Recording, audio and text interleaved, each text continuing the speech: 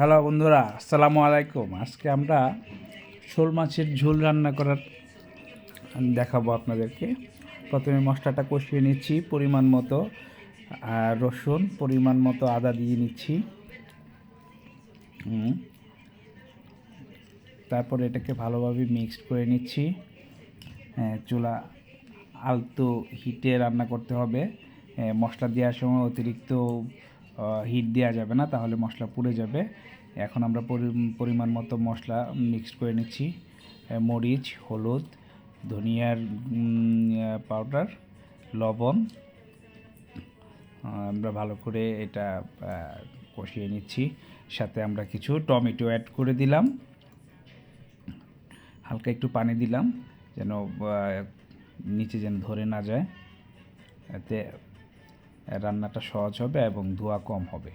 আমরা মাছ অ্যাড করে দিলাম, শোল মাছ, বিলের শোল মাছ। আমরা ভালোভাবে মিক্সড করে কষিয়ে নিচ্ছি।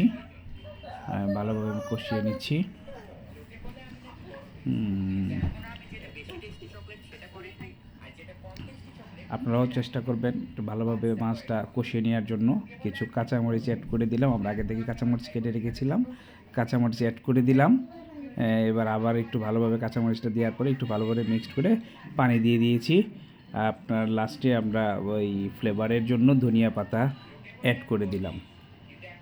ধনিয়া পাতাটা টেস্টটা অনেক বেড়ে যাবে।